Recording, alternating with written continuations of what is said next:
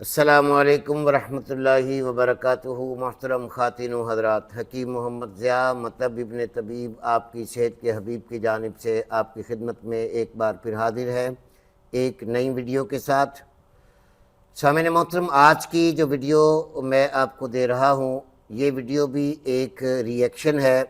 Doctor Affan قیصر صاحب کی ایک ویڈیو مجھے ملی ہے۔ جیسا کہ میں اکثر اپنی ویڈیوز میں کہتا رہتا ہوں کہ پاکستان یا پوری دنیا میں ابھی تک کوئی ایسا ڈاکٹر پیدا نہیں ہوا جو اللہ کی بنائی ہوئی غذاؤں کا صحیح مزاج جانتا ہو اور یہ جانتا ہو کہ یہ غذا اندر جا کر کیا کرے گی اور کیا بنائے گی، کون سا نمک بنائے گی۔ ایلوپیتھک سائنس میں جتنے بھی نیوٹریشنسٹ جتنے بھی بیٹھے ہیں، کہیں بھی بیٹھے ہیں، جتنی بھی فیسیں لے کے لوگوں کو وہ لکھ کے دے رہے ہیں کہ یہ کھاؤ یہ نہ کھاؤ، ان کو علم نہیں ہے کہ ہم نے کس غذا کے اندر نمکیات ہے، کس غذا کے اندر الکلی ہے، کس غذا کے اندر تیزابیت ہے۔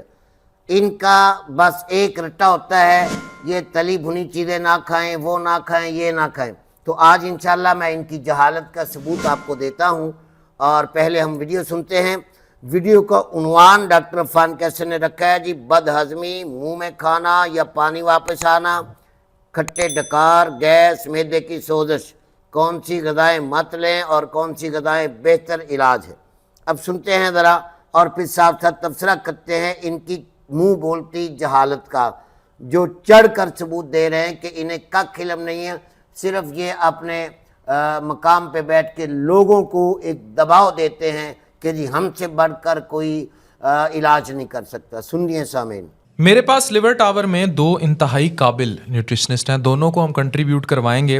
جی سامعین محترم فرما رہے ہیں کہ میرے پاس لیور ٹاور میں دو قابل انتہائی نیوٹریشنسٹ ہیں۔ اب ان نیوٹریشن کا تعارف بھی کیجئے اور ان کی زبانی آپ سنیے بھی کیا فرما رہی ہیں اس موضوع پر، جس موضوع پر یہ ویڈیو بنی ہے۔ بد ہضمی، منہ میں کھانا یا پانی واپس آنا اور کھٹے ڈکار، یہ بڑا کامن کمپلینٹ ہے اور اس کی ایک بڑی وجہ موٹاپا بھی ہے۔ اس کے علاوہ آپ کے خوراک کی نالی کا نچلا حصہ ہوتا ہے جسے لوور ایسوفیجیل سفنکٹر کہتے ہیں، یہ کچھ لوگوں میں انکمپیٹنٹ ہو جاتا ہے، ویک ہو جاتا ہے، کھانا واپس آتا ہے۔ اس کے علاوہ بھی غذاؤں کا بھی غلط استعمال معدے کی سوزش، بد ہضمی اور کھٹے ڈکار کا باعث بن سکتا ہے۔ میرے ساتھ نیوٹریشنسٹ ہیں، شی is doing Hare M Phil اور انہوں نے گریجویشن کی بھی ہے، اینڈ کوالیفائڈ نیوٹریشنسٹ ہیں۔ اکثر جن لوگوں کو یہ مسئلے ہوں ان کو کھانا کون سے کھانے ان کے لیے بہتر ہے؟ بیسیکلی سب سے پہلے میں یہ بتانا چاہوں گی کہ ان کو کون سے کھانے نہیں لینے چاہیے۔ سب سے پہلے فیٹی فوڈ نہیں لینے چاہیے، جیسے نہاری پائے آج کل بہت زیادہ ٹرینڈنگ میں ہے، نان کے ساتھ نہاری پائے آج کل نہیں، پاکستان میں ہمیشہ سے نہاری پائے صبح ناشتوں میں بہت زیادہ ٹرینڈنگ میں ہے۔ نیچے گٹر بہ رہا ہوتا ہے، اوپر نہاری پائے چل رہے ہوتے ہیں، پیٹ حرم گیٹ ہوا ہوتا ہے لیکن لوگ کھا رہے ہوتے ہیں۔ جی، سب سے پہلے ہمیں اپنی ایٹنگ ہیبٹس کو ٹھیک کرنا ہوگا۔ اس کے لیے ہم نے نہاری پائے چھوڑنے ہیں، فیٹی فوڈ اوائڈ کرنی ہے، تلی ہوئی چیزوں کو چھوڑنا ہے۔ تلی ہوئی چیزیں بیسیکلی ڈی ہائیڈریشن کر دیتی ہیں اور اس کے علاوہ گیس اور بلاٹنگ کے بھی مسائل پیدا کرتی ہیں۔ اس کے علاوہ ہمیں کچھ ایسی چیزیں اوائڈ کرنی ہیں جو گیس پیدا کرتی ہیں ہماری معدے میں جا کے، جیسے گائٹروجینک فوڈ کہتے ہیں، وہ ہمیں اوائڈ کرنی چاہیے، جیسے پیاز ہے، لہسن کا استعمال زیادہ کرنا، ادرک کا استعمال، کچی ادرک، یہ چیزیں نہیں لینی چاہیے۔ جی سامعین محترم دیکھیے گا، ڈاکٹر صاحبہ فرما رہی ہیں جنہوں نے ایم فل کیا ہے اور بہت بڑی ڈاکٹر ہیں، اور وہ کہہ رہی ہیں کہ جی بس کچھ چیزیں نہیں کھانی چاہیے۔ انہوں نے ابتدا کی ہے جی نہاری اور پائے سے، اور ڈاکٹر صاحب نے ماشاءاللہ نہاری پائے کا وہ نقشہ کھینچا ہے کہ نیچے گٹر بہ رہا ہوتا ہے، اوپر نہاری پائے پڑے ہوتے ہیں۔ خیر یہ تو ایک بات ہے، آپ کی مرضی، آپ گٹر والے نہاری پائے کھاتے ہیں یا آپ کہیں اور سے کھاتے ہیں، یہ ملتان والوں کی مرضی ہے۔ اب آگے فرما رہی ہیں کہ جی کچھ چیزیں ایسی ہوتی ہیں جو گیس پیدا کرتی ہیں، وہ نہیں کھانی چاہیے، جس میں زیادہ پیاز ہے، لہسن ہے اور ادرک ہے۔ سامعین محترم، پیاز کا مزاج کیا ہے نہ ڈاکٹر عفان جانتا ہے، نہ یہ ڈاکٹر جانتی ہے، نہ ہی لہسن کا مزاج ڈاکٹر عفان جانتا ہے، نہ یہ ڈاکٹر اقصیٰ جانتی ہے۔ ادرک کا مزاج پوری دنیا جانتی ہے کہ ادرک گیس کو خارج کرنے کے لیے، ریاح کو، ہوا کو، نفق کو خارج کرنے کے لیے بنائی جاتی ہے، نہ کہ پیدا کرنے کے لیے۔ یہ ہے ان کی وہ ایم فل سے فارغ ہوئی ڈاکٹر، 30 40 45 ہزار دے کر یہ ہاسپٹل میں رکھ لیتے ہیں اور بڑی شو مارتے ہیں کہ جی ہمارے پاس بہت اچھی غذا تجویز کرنے والی ایک ڈاکٹر آ گئی ہیں۔ تو سامعین محترم مزید دیکھیے کہ فرما رہے ہیں کہ جی یہ معدے کا جو نالی ہوتی ہے اس نالی کے اندر کچھ پرابلم آ جاتی ہے جس کی وجہ سے غذا اوپر آتی ہے، حالانکہ میں ایچ پارلی والی ویڈیو میں اس کی پوری تفصیل دے چکا ہوں کہ وہ پردہ جو غذا اور معدے کے غذا کی نالی اور معدے کے درمیان ہے وہ کب ویک ہوتا ہے، کس تحریک سے ہوتا ہے اور کس خلق سے ہوتا ہے اور اس پہ تیزاب واپس کیوں آتا ہے۔ یہ ساری چیزیں میں اب تفصیل نہیں دینا چاہتا، میں ان کی علمی دسترس آپ کو سنوانا چاہتا ہوں، مزید آگے سنیے۔ یہ چیزیں گیس کا باعث بنتی ہیں اور تیزابیت کرتی ہیں۔ اس کے علاوہ اگر آپ کو ایسیڈیٹی کا مسائل زیادہ ہیں تو اس سلسلے میں آپ نے کھٹی چیزیں نہیں لینی، جیسے مالٹا ہے، لیمو، سرکہ وغیرہ آپ نے اوائڈ کرنا ہے۔ اور کاربونیٹڈ ڈرنکس، سافٹ ڈرنکس ہیں، یہ کولا ڈرنکس ہیں، یہ بھی اوائڈ کرنی چاہیے۔ یہ کاربن ڈائی آکسائڈ ریلیز کرتی ہے ہماری اسٹمک میں جا کے، جو کہ گیس کا اور کھٹے ڈکار کا باعث بنتی ہے۔ ہماری پیشنٹ جو ہیں وہ یہ سمجھتے ہیں کہ اگر ہم کاربونیٹڈ ڈرنکس یوز کریں گے، پیپسی پی لیں گے کھانا کھانے کے بعد تو ہمارے معدے میں ریلیف مل جائے گا، دودھ سوڈا بنا کے پی لیں گے تو ہمیں معدے میں سکون آ جائے گا، تو ایسا بالکل نہیں ہوتا۔ دودھ سوڈا نہیں پینا چاہیے، دودھ سوڈا نہیں پینا چاہیے۔ اگر تیزابیت ہے آپ کو تو معدے کے مسائل ہیں تو آپ نے دودھ پی سکتے ہیں، لیکن آدھا دودھ ہو آدھا پانی ڈیلیوٹ کر کے کچی لسی کی شکل میں لیں تو زیادہ بہتر ہے۔ آپ کے معدے کو اس طرح سے سکون ملے گا، نہ کہ دودھ سوڈا پینے سے آپ کو سکون ملے گا۔ ٹھیک ہے، اور کون سی غذائیں ہمارے ہاں؟ میرے ارائیں دوست بڑا مائنڈ کر جاتے ہیں، لیکن اوور آل ہی لوگ پیاز کے بغیر روٹی نہیں کھاتے، ارائیں تو بالکل نہیں کھاتے، مائنڈ نہیں کرنا، it is all in joke لیکن مشہور ہے۔ جی سامعین محترم، ماشاءاللہ ڈاکٹر عفان کیسر نے ایک اپنے علم کا منہ بولتا ثبوت دیا کہ جی ہمارے ارائیں دوست برا نہ منا جائیں، وہ الگ بات ہے کہ جی وہ پیاز بہت کھاتے ہیں۔ میں ڈاکٹر عفان کیسر سے پوچھتا ہوں، پوری میڈیکل سائنس زور لگا لے کہ پیاز کے اندر کون سے عنصر پائے جاتے ہیں۔ پیاز کے اندر سلفر سب سے زیادہ پایا جاتا ہے، اور سلفر جو ہے یہ پیٹ درد کے لیے، گیس کے لیے، تبخیر معدہ کے لیے، کھٹی ڈکاروں کے لیے ہر حال میں مفید ثابت ہوتا ہے۔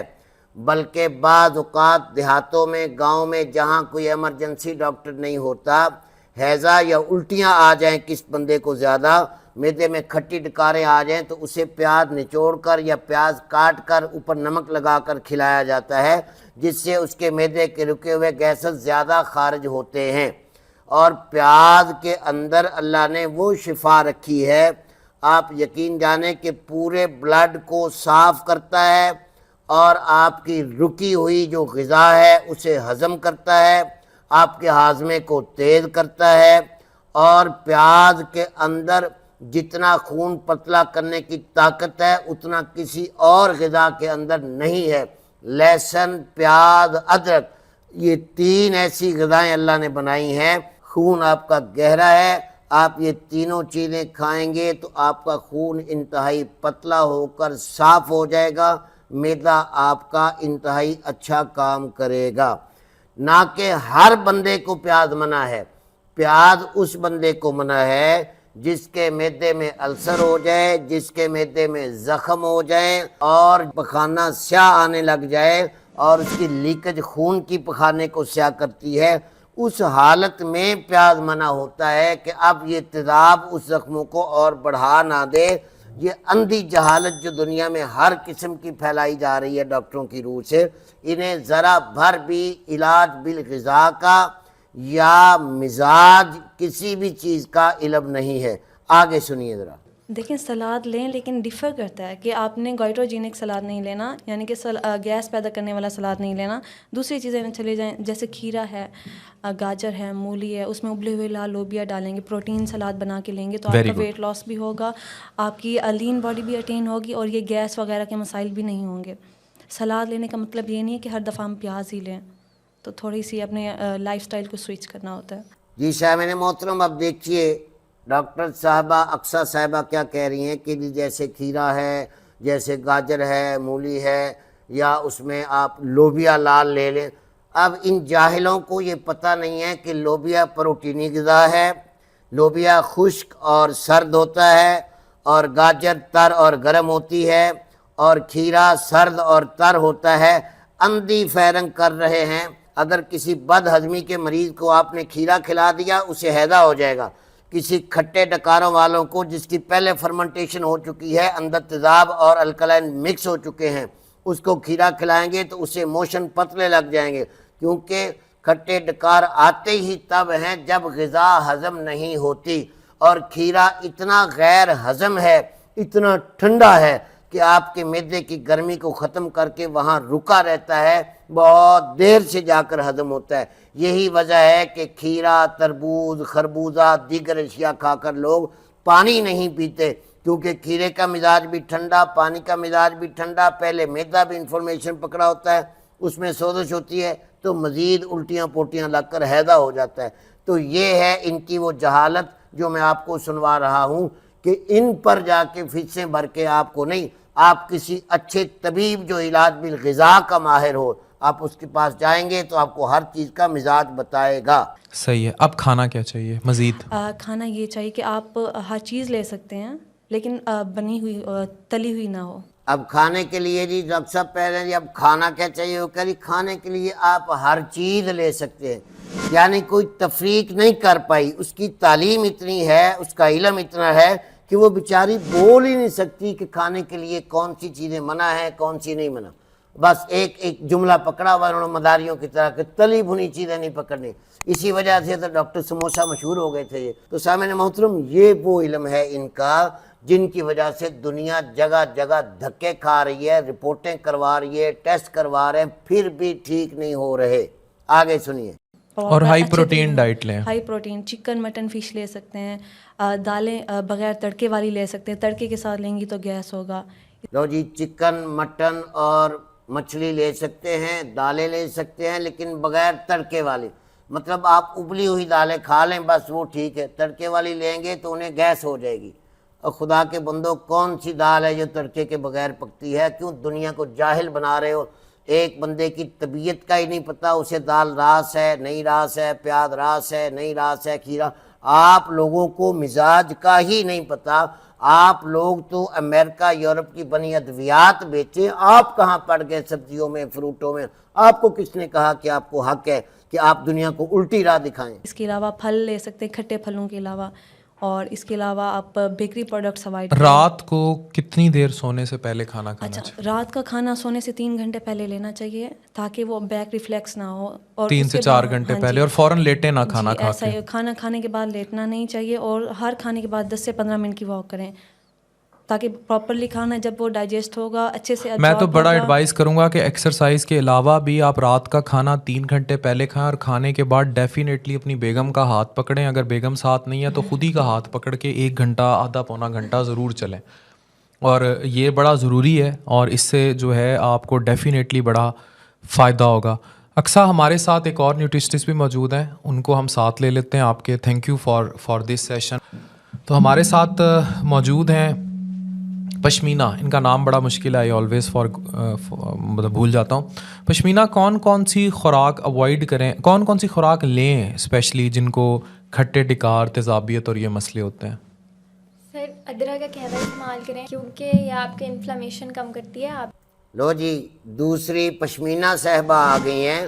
انہوں نے کہا جی کون کون سی غذائیں لینی چاہیے. سب سے پہلی غذا پشمینہ صاحبہ بتا رہی ہیں کہ انہیں ادرک کا قہوہ لینا چاہیے.